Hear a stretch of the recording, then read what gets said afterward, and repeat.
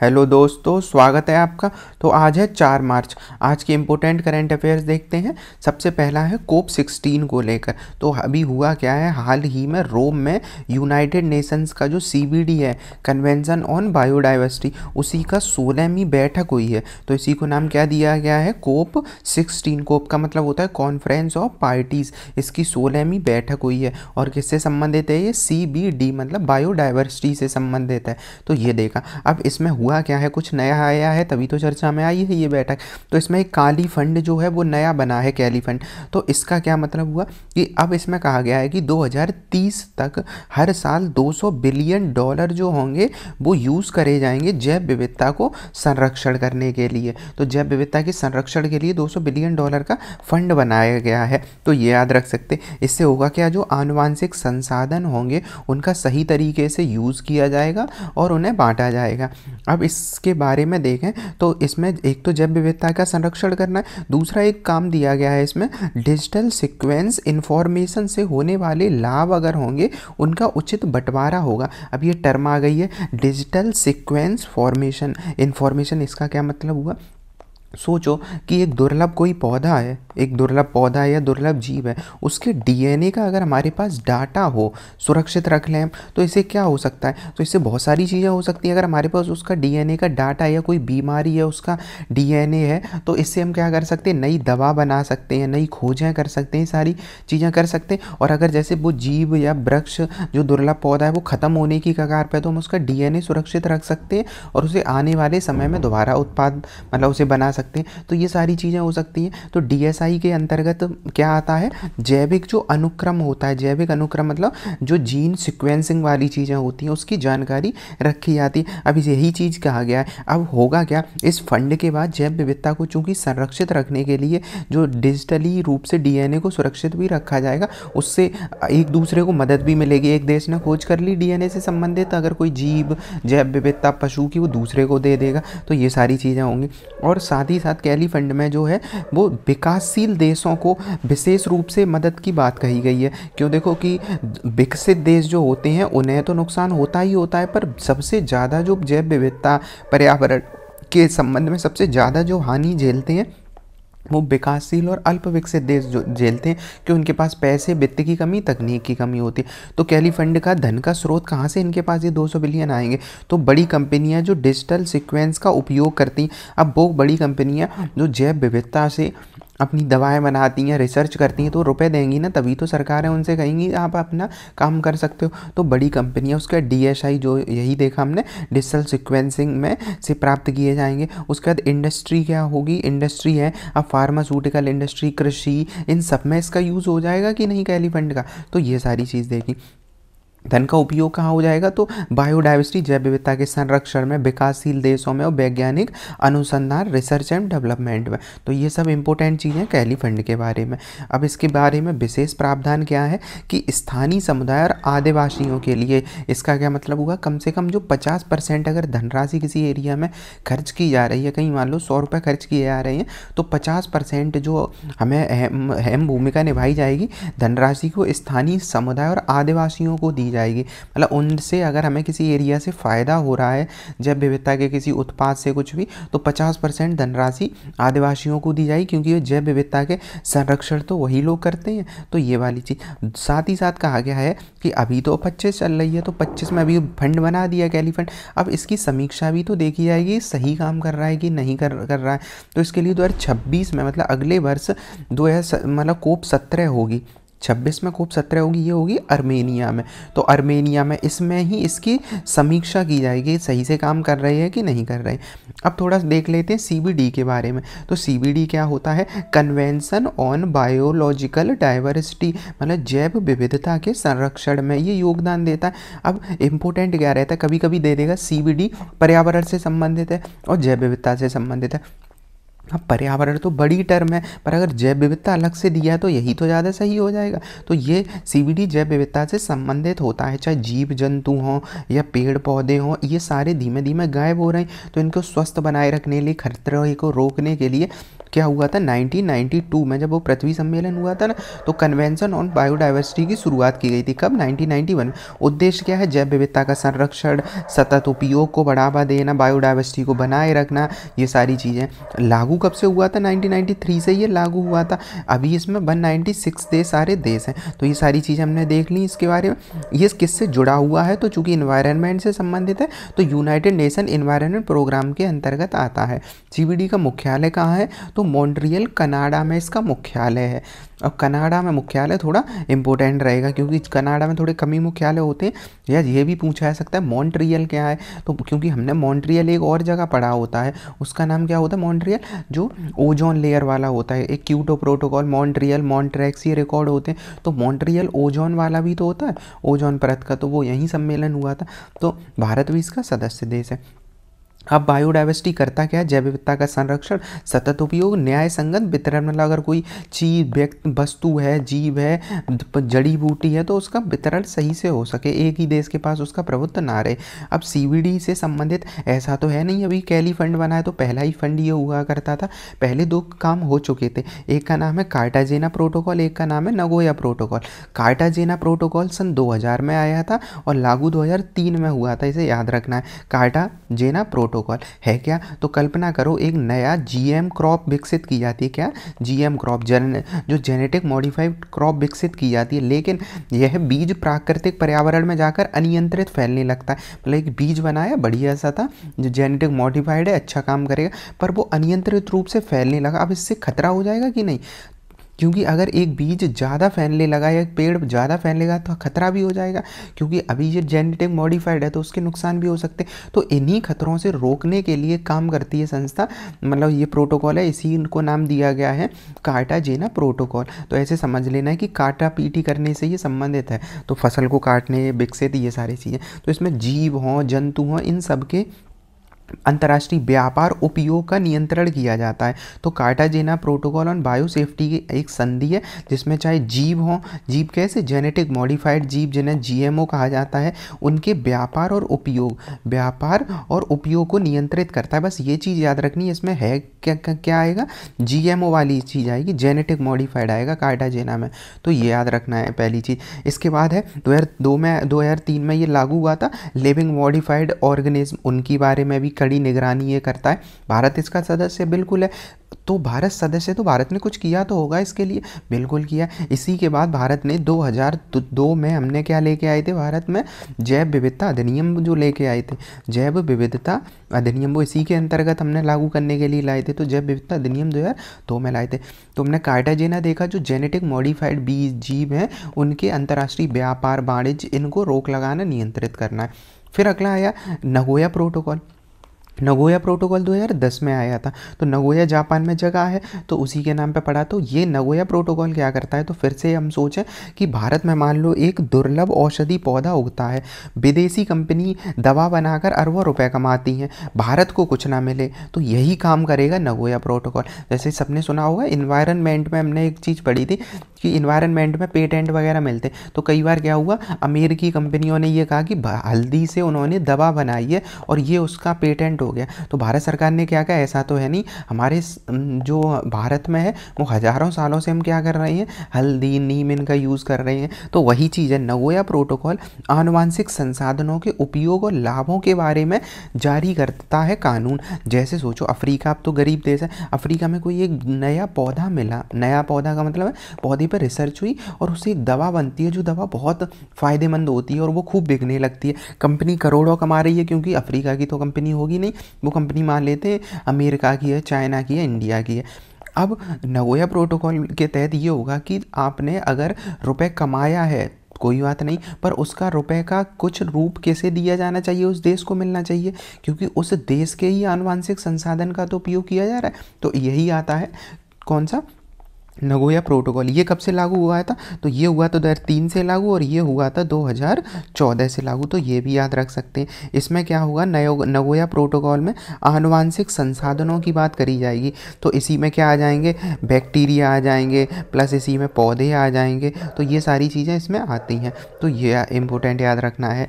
तो हम दोनों के बारे में देख सकते हैं। इसमें क्या आते हैं, जेनेटिक मॉडिफाइड, जो ये लिखा है ना LMO, तो जैविक जो है जीव संशोधित जीव आ जाएंगे, संशोधित मतलब ने मॉडिफाई किया गया है।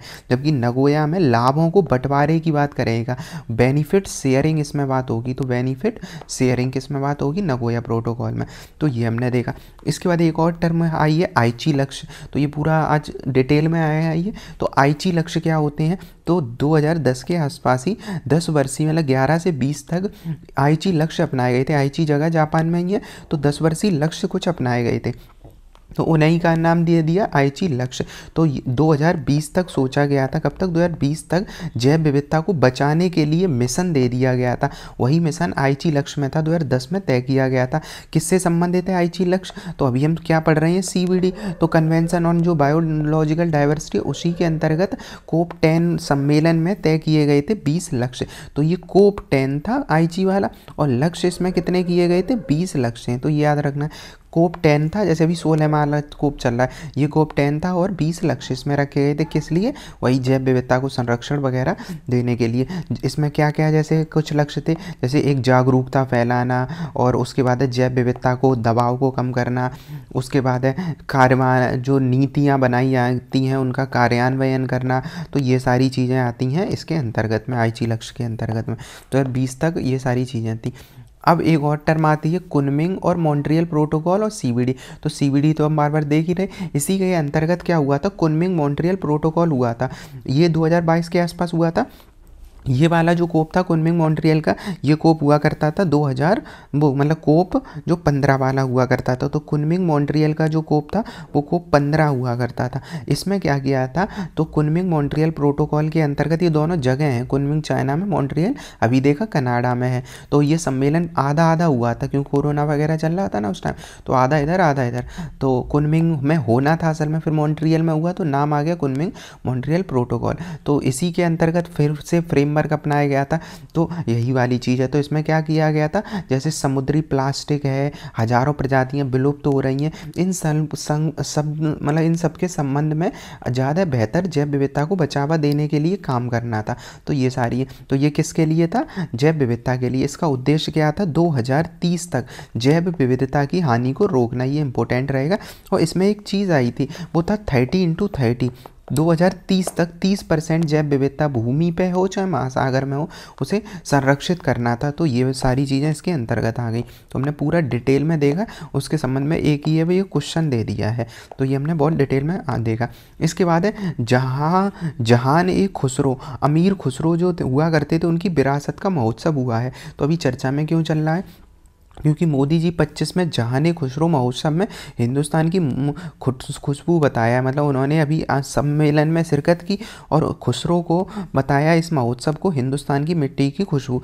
3 दिवसीय है, क्यों मनाया जाता है समारोह, अमीर खुसरो की विरासत को बनाए रखने के लिए। अब थोड़ा इन्हें जानते हैं अमीर खुसरो को। तो भारत के तूतीय हिंद कहा जाता है अमीर खुसरो को। भारत का मतलब तूतीय हिंद का क्या मतलब है, तोता, भारत का तोता। क्यों, क्योंकि उन्होंने जो साहित्य है और सांस्कृतिक क्षेत्र है उस दोनों में योगदान दिया है। इनका पूरा नाम जो हुआ करता था वो अबुल हसन हुआ करता था, अबुल हसन करके। तो अबुल हसन यमीनुद्दीन खुसरो हुआ करता था। अगर पूछ ले, अमीर खुसरो का नाम जो हुआ करता था यमीनुद्दीन खुसरो हुआ करता था, अबुल हसन। 1253 से लेकर, कब से, 1253 से लेकर 1325 तक इनका दिल्ली सल्तनत के अंतर्गत इन्होंने देखा था। हिंदी, फारसी, ब्रज सब में लिखते थे इन्हें। ये तूतीय हिंद क्यों कहा जाता था, क्योंकि इन्हें अनेक भाषाओं का ज्ञान था, संस्कृति की अच्छी पकड़ थी, हिंदवी भाषा जो हुआ करती थी उस समय हिंदवी थोड़ा, तो हिंदवी भाषा को इन्होंने बढ़ावा दिया, फारसी को बढ़ावा दिया, तो ये सारी चीज़ें इन्होंने की। तो ये है हजरत निज़ामुद्दीन औलिया के ये प्री शिष्य हुआ करते थे। 5 सुल्तान जो दिल्ली सल्तनत के हुआ करते थे उनको इन्होंने सेवा दी की थी, मतलब सेवा का मतलब उनके दौरान ये हुआ करते थे। ऐसे मोइज़ुद्दीन जो हुआ करते थे कैकुबाद, उसके बाद जलालुद्दीन खिलजी जो अमीर अलाउद्दीन खिलजी से पहले हुआ करते थे, उन्होंने ही इन्हें अमीर की उपाधि दी थी। अमीर जो खुसरो कहलाए थे ना, इन किन ने उपाधि दी थी? जलालुद्दीन खिलजी ने। उसके बाद गयासुद्दीन तुगलक तक ये रहे थे।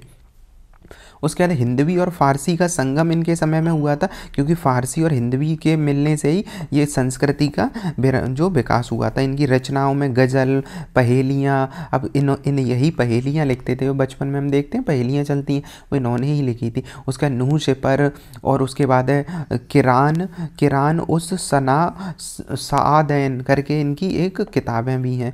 तो ये संगीत में योगदान, भारतीय शास्त्रीय संगीत और कव्वाली की नींव भी इन्होंने रखी थी, जो कव्वाली चलती है। ख्याल गायकी के जनक हैं। राग रचना की है, कई जो राग चलते हैं अलग अलग समय के हिसाब से, वो सब इन्होंने की है। उसके बाद ही सूफी परंपरा, इसी समय तो भारत में सूफी चल रहा था और भक्ति आंदोलन, तो सूफी परंपरा, गंगा जमनी तहजीब, मतलब हिंदू मुस्लिम तहजीब में इन्होंने महत्वपूर्ण भूमिका निभाई थी। तो महोत्सव हमने देख लिया, ये सारी चीज़ें गंगा जमनी तहजीब पे ये आधारित है। अब इसके संबंध में ये क्वेश्चन है।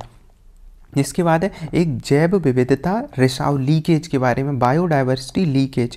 तो इसके बारे में ये क्या है अब लीकेज के बारे में, तो ये सोचो कि बायोडाइवर्सिटी लीकेज कि एक देश की जैव विविधता को बचाने के, एक देश है वो अपनी जैव विविधता को बचाने के लिए खूब क्या करता है, सख्त कानून बनाता है। कैसे? सख्त कानून की हम जैव विविधता को नुकसान नहीं पहुंचाएंगे। अब होता क्या है कि उस देश ने तो कानून सख्त कर दिए, पर दूसरे देश को लगा कि अब मार्केट हमारे यहाँ आ जाएगा, शिफ्ट हो जाएगा। मतलब जैसे इस देश ने कहा लकड़ी नहीं काटेंगे क्योंकि पर्यावरण को नुकसान होता है। अब दूसरा देश जिसके पास वन है, ये वन को ज़्यादा और कटाई करने लगेगा। क्यों कटाई करने लगेगा? क्योंकि इन्हें ज़्यादा फायदा होगा। अब दूसरे वनों में कटाई ज़्यादा होने लगेगी, साथ में अगर कोई देश नहीं भी करेगा तो अवैध शिकार, अवैध कटौती जो होने लगती है वनों की, जो वो होने लगेगी। तो इससे यही कहलाता है बायोडाइवर्सिटी लीकेज। तो लीकेज हो रहा है इसमें, एक जगह हमने कंट्रोल किया पर अवैध रूप से शिकार होने लगा, अवैध रूप से वनों की कटाई होने लगी, तो एक संरक्षण किया दूसरे को नुकसान हो गया। तो यही होता है लीकेज। तो यदि एक देश वनों का संरक्षण करता है और कृषि भूमि को प्राकृतिक क्षेत्र में बदलता है, तो लकड़ी के लिए दूसरे देश से आयात करना पड़ेगा। अब बात तो वही पड़ी ना, दूसरे देश में नुकसान होने लगेगा। तो यही कहलाता है लीकेज। मुख्य कारण क्या है? कृषि और वानिकी क्षेत्र का प्रभाव, क्योंकि संरक्षणी नीति हम जब करते हैं तो कृषि और वानिकी गतिविधियां तो सीमित हो जाती हैं, क्योंकि कृषि क्षेत्र में हमने वन लगा दिए, वानिकी क्षेत्र को कम कर दिया। अब लकड़ी तो आयात करी जाएगी ना, तो यही है। उष्णकटिबंधीय क्षेत्रों पर अब दबाव बढ़ जाता है, क्यों? उष्णकटिबंधीय में वन जो होते हैं जल्दी बड़े होते हैं, तो उन पर कटाई ज़्यादा होती है। तो यही है। तो जैव विविधता रिसाव के उदाहरण जैसे यूरोप अपने क्षेत्र को सीमित करता जा रहा है, मतलब वनों को नहीं काटते हैं, पर इससे क्या हो रहा है? ब्राज़ील, इंडोनेशिया, अफ्रीका में जैव विविधता को ज़्यादा और नुकसान होता चला जा रहा है। तो ये है क्योंकि इन एरिया में ज़्यादा कृषि और इन सब पे ज़्यादा आयात किया जा रहा है। तो ये देखा हमने लीकेज के बारे में। और ये वाली बात भी जैव विविधता से चूँकि संबंधित है, तो कुनमिंग मॉन्ट्रियल प्रोटोकॉल के अंतर्गत ये संरक्षित करने की बात इसे की जाती है। जैसे यूरोपियन ग्रीन डील है और जैव विविधता रणनीति 2030 तक, तो यूरोप का क्या कहना है कि उन्हें पारिस्थितिक तंत्र की गिरावट को रोकना है और जो हुई है गिरावट उन्हें उसे पुनर्स्थापित करना है। अब अगर यूरोप में कृषि भूमि को कम किया जाएगा तो खाद्य संकट आएगा कि नहीं? अब सोचो, अफ्रीका में कहीं अभी तक कृषि नहीं होती थी, वहाँ कृषि ज़्यादा करवाई जाएगी। क्यों? क्योंकि अब यूरोप आयात कर लेगा, तो ये सारी चीज़ें समस्या आएंगी।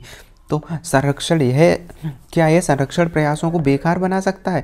अगर ये बात करी जाए कि हम संरक्षण कहीं कर रहे हैं, कहीं लीकेज हो रहा है, तो क्या कर सकते हैं इसके बारे में? तो स्थानीय प्रभावशीलता, संरक्षण नीतियों को अपने क्षेत्रों तक प्रभावी होती, एक ही क्षेत्र तक तो प्रभावी होती, तो दूसरे में नुकसान हो जाता है। तो इन सबको देखना, इसे ही कहते हैं बैलून इफेक्ट।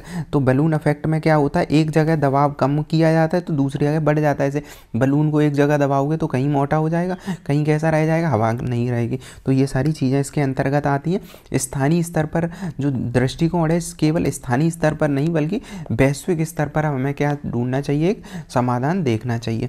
तो समाधान में क्या हो सकता है? टिकाऊ खाद्य प्रणाली अपनाओ, अंतर्राष्ट्रीय सहयोग लो, स्थानीय उत्पादन को बढ़ावा देना है और जिम्मेदार उपभोग हो, मतलब ज़्यादा उपभोग ना हो जो दबाव बढ़े।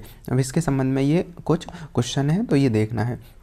इसके बाद है अगला क्वेश्चन स्पेशल लीव पिटीशन के बारे में। तो स्पेशल लीव पिटीशन क्या होती है कि सोचो अगर हाई कोर्ट ने क्या किया है, हाई कोर्ट ने कोई फैसले को मंजूरी नहीं दी है, तो मतलब मंजूरी से आप सहमत नहीं हो ऐसा समझो, तो फैसला मंजूर नहीं है आपको, हाई कोर्ट ने एक फैसला दिया और वो सही नहीं लग रहा है, तो हमारे पास क्या विकल्प होता है, हम सुप्रीम कोर्ट में जा सकते हैं बिल्कुल। तो यही है स्पेशल लीव पिटीशन और इसकी संवैधानिक भूमिका। तो अब हर एक चीज़ के लिए मतलब किसी के लिए सुप्रीम कोर्ट में जा सकते हैं मुद्दे को लेकर आर्टिकल 136 के अंतर्गत। तो यही मुद्दा भी बन गया है। तो हुआ क्या है, अपने वो जो उपराष्ट्रपति हैं जगदीप धनखड़, उन्होंने कहा है कि स्पेशल लीव पिटीशन है वो ज़्यादा हो रही हैं आजकल। इससे जो हो रहा है, इससे एक जटिल तंत्र विकसित हो रहा है, मतलब विवाद हो रहा है, क्योंकि अगर हर एक चीज़ का इस लीव मतलब पिटीशन सुप्रीम कोर्ट में जाएगा तो सरकार काम कैसे कर पाएंगी।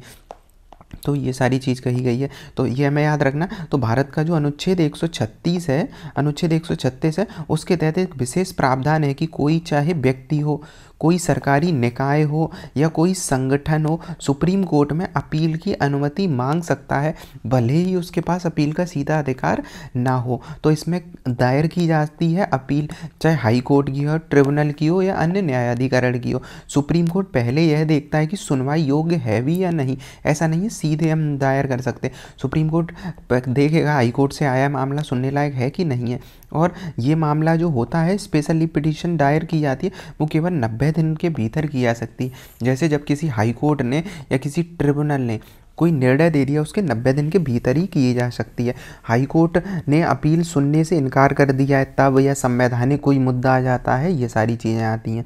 तो ये देखा हमने।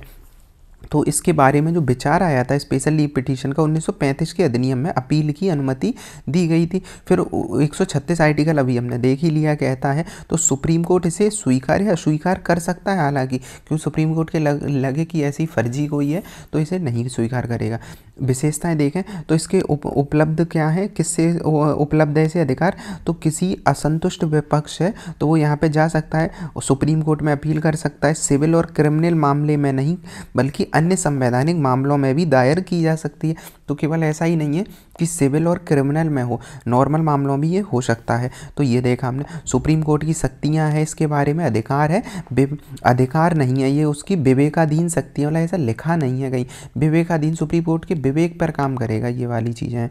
तो ये देखा हमने। तो स्पेशल लीव पिटीशन के समय सीमा भी देख ली हमने, 60 दिन में दायर की जाती है, और यदि हाई कोर्ट ने सुप्रीम कोर्ट की अपील के लिए फिटनेस सर्टिफिकेशन देने से इनकार कर दिया है तो 60 दिन के भीतर भी जो ये दायर की जा सकती है। वैसे 90 दिन होता है पर 60 दिन के भीतर भी दायर करी जा सकती है यदि सुप्रीम हाई कोर्ट में कुछ मामला गड़बड़ हो जाता है। तो ये सारी चीज़ें हमने देखी हैं।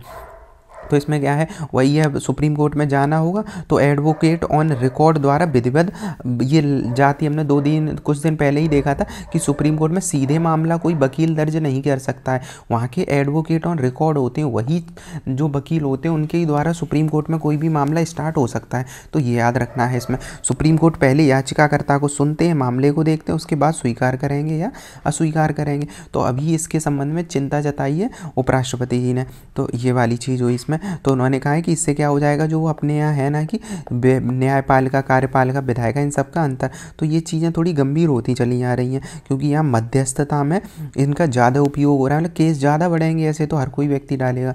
तो ये अब इसके संबंध में ये क्वेश्चन है।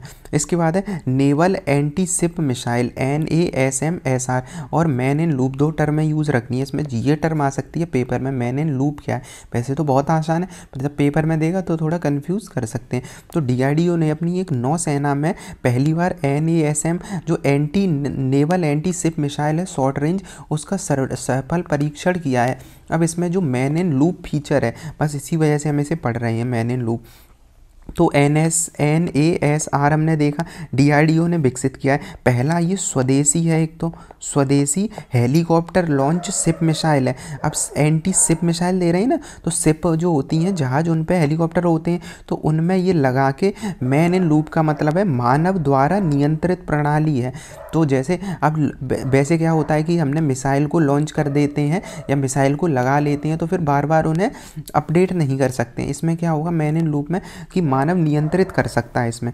तो ये देखा, तो मैंने लूप मिसाइल कैसी होती है, उन्नत मिसाइल प्रणाली होती है। उड़ान के दौरान जो पायलट होगा वो उसे निर्णय लेने की क्षमता होती है कि ऑपरेट कैसे करना है। तो इन फ्लाइट रिटायरगेटिंग है, इसका मतलब क्या है, अपने लक्ष्य को बदल सकते हैं। तो यही है मैन इन लूप के बारे में। तो मैन इन लूप में हो जाएगा तो कैसे काम करेगा, bearing only lock on mode. यह मिसाइल पहले से कोई निश्चित लॉक नहीं होता, ऐसा नहीं होगा पहले से हम टारगेट निश्चित कर देंगे, केवल हम हेलीकॉप्टर को उड़ाएंगे फिर उसके बाद डिसाइड करेंगे कहाँ करना। 2 वे data leak, live imaging data pilot तक पहुँचता है, मतलब डेटा पायलट के पास पहुँचेगा कि पायलट को देखेगा डेटा लाइव वाला और वो उसी हिसाब से अपना निर्णय लेगा। सी स्किमिंग मोड, मतलब समुद्र के बेहद करीब ये उड़ेगा, और करीब ये जहाज उड़ेगा तो क्या होता है कि करीब उड़ेगा तो रॉकेट जो होगा रडार वो इसे भांप नहीं पाएगा। तो ये साथ ही टर्मिनल फेज गाइडेंस होता है, इमेज जो होंगी वो गर्मी मतलब इन्हें पहचान सकेंगे तो सिग्नेचर वगैरह के लिए। तो जो है टर्मिनल फेज गाइडेंस अंतिम चरण में जो होगा स्वदेशी इमेजिंग इंफ्रारेड होती है ना किरण, उनसे अत्यधिक सटीक हम निशाना लगा सकते हैं। तो ये है। इसके बाद विशेषताएं क्या है, तो यही सारी चीज़ हमने देखी। इंफ्रारेड है, इसमें सॉलिड प्रबल्सन सिस्टम है, मतलब जो मिसाइल में यूज़ हो रहा है सॉलिड फ्यूल हो रहा है। तो उसका रेडियो जो अल्टीमीटर ऊंचाई वाला होता है ना, तो वो भी इसमें लगा हुआ है। ये सारे हमने देख लिया इसके बारे में।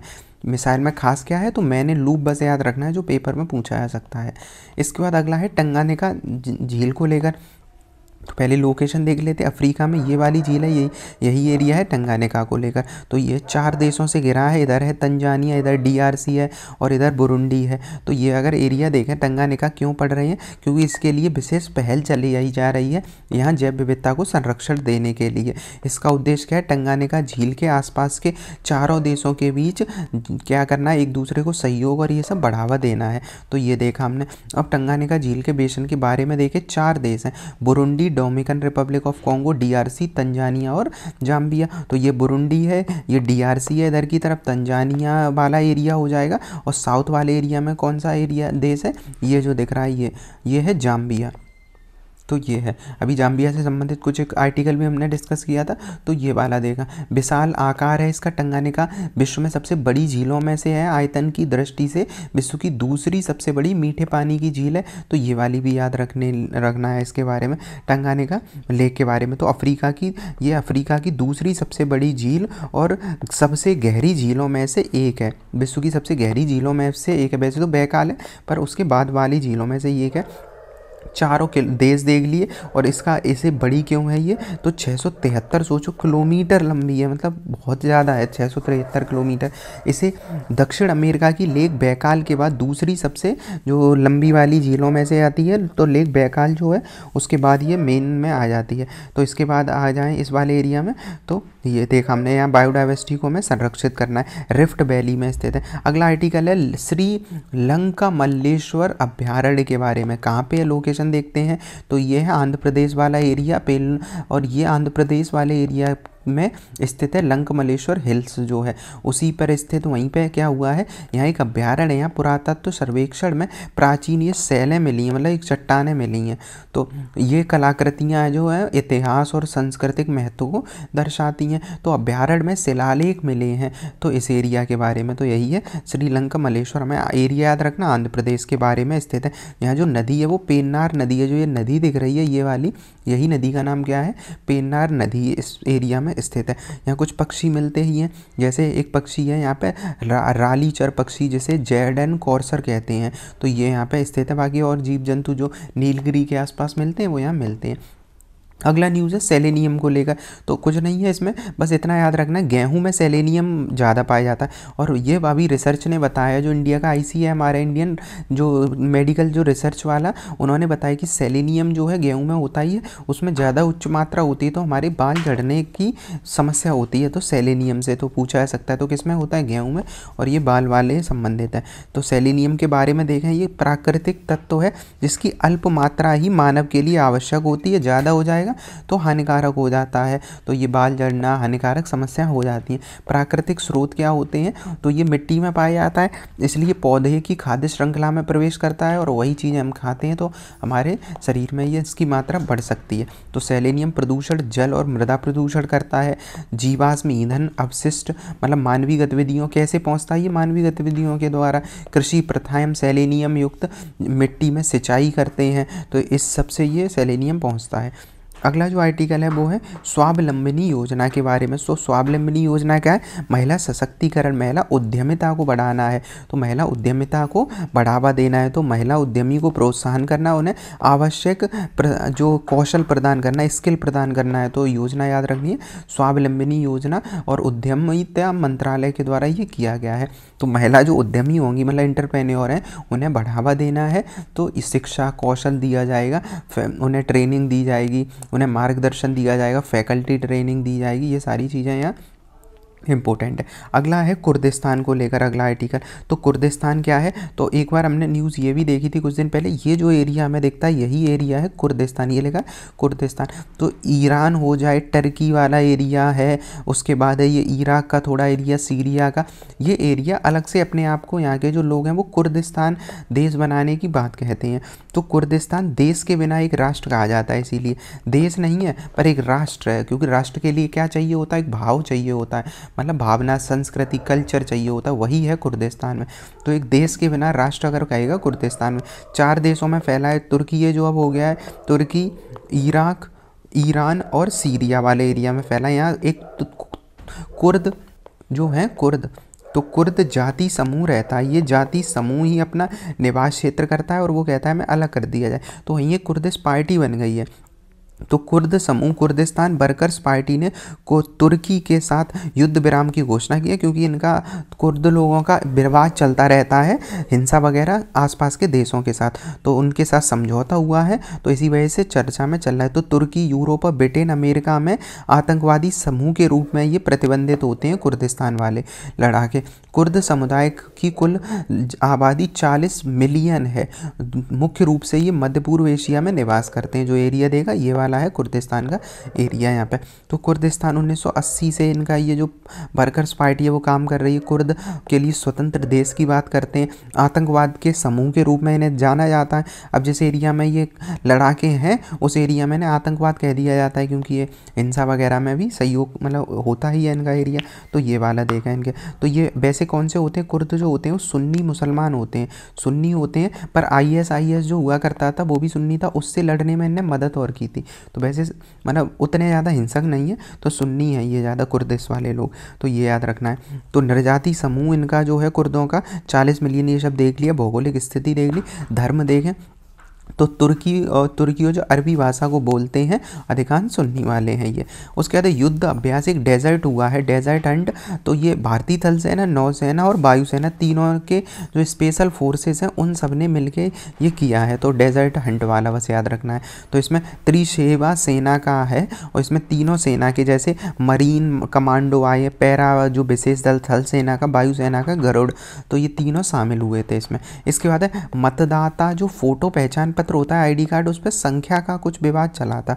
तो सुप्रीम मतलब चुनाव आयोग ने स्पष्ट किया है कि जो ये एपिक है, एपिक का मतलब यही है चुनाव मतदाता वाला, जो इलेक्शन का वोट वाला है। तो इस पर जो डुप्लीकेट, अगर इसमें दोहराव हो रहा है, मतलब 2 बन गए हैं, कुछ हो गया, तो इसका मतलब यही नहीं है कि फर्जी मतदाता है, ऐसा नहीं है, वो कभी कभी गलती वगैरह से हो जाता है। तो इसी संबंध में ये आया है। तो अभी हुआ क्या है, चुनाव आयोग ने इसके लिए डाटा अपना प्लेटफॉर्म लॉन्च कर दिया, वेबसाइट, उसका नाम है एरोनेट। तो बस यही याद याद रखना है कि जो मतदाता सूची होती है, हम वोट डालने जाते हैं, उसका डाटाबेस जो अब रहा करेगा वो एरोनेट पे उपलब्ध रहेगा। तो ये इंपॉर्टेंट हो जाएगा। तो इसमें क्या होगा, 10 अंकों वाला पहचान पत्र संख्या होता है, ये एपिक जो होता है 10 अंकों वाला, जारी करता चुनाव आयोग ही होता है। उद्देश्य क्या है, मतदाता की पहचान, और लाभार्थी पंजीकृत मतदाता होता है। तो इसमें 10 अंक होते हैं और सारी चीज़ें यही है। अब इसके लिए एरोनेट आ गया है एक प्लेटफॉर्म जिस पर डिजिटली रूप से हम सारी जानकारी रख सकते हैं। तो इतना ही बस याद रखना है। एरोनेट क्या है पूछ लेगा, वो पूछ लेगा इंटरनेट है क्या ये। तो ये अगला ये वाला भी रिवाइज आर्टिकल है जो हमने देखा था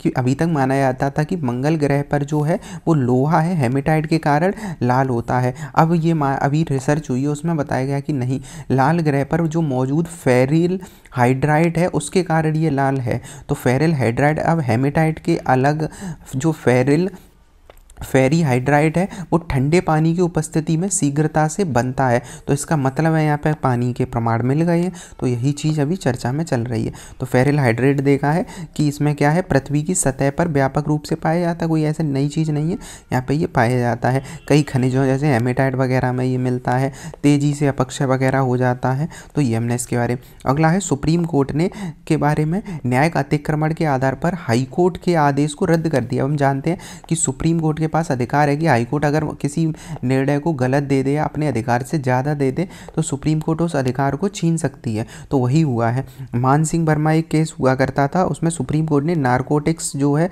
कंट्रोल ब्यूरो के अवैध तरीके से हिरासत में रखने के आरोपी को उन्होंने रिहा करने की मतलब बात कही है। तो सुप्रीम कोर्ट का निर्णय आया है उसी के लिए कि उन्होंने अधिकार को ब्रीच किया। अब हमारे लिए कुछ इंपॉर्टेंट नहीं होता, हमारे लिए जो इम्पोर्टेंट है वो ये है, क्योंकि जो पेपर में आएगा वो टॉपिक हमेशा कौन सा आता है, ये नहीं आएगा कौन सा केस में सुप्रीम कोर्ट ने ये कहा है। ये सारी मेन है कि न्यायिक सक्रियता और न्यायिक अतिक्रमण जो एग्जाम में आएगा ये क्या होते हैं। तो अगर सोचो, भारत का न्यायपालिका क्या है, संविधान का संरक्षक होता है। न्यायपालिका का काम क्या है, न्याय संविधान का संरक्षक। लेकिन ये संरक्षक अपनी सीमाओं को लांघ कर विधायिका और कार्यपालिका के काम में हस्तक्षेप करने लगे तो इसे ही कहा जाता है जुडिशियल ओवर रीच, मतलब न्यायिक अतिक्रमण। अतिक्रमण का मतलब क्या होता है, किसी के एरिया में घुस जाना।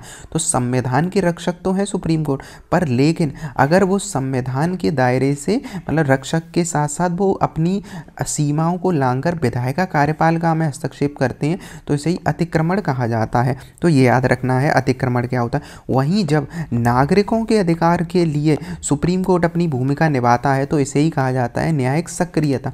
जब हम बात कर रहे हैं न्यायिक सक्रियता की तो दोनों समझ में आए। न्यायिक सक्रियता मेंस का सबसे इंपॉर्टेंट और प्री में ये आ जाते हैं।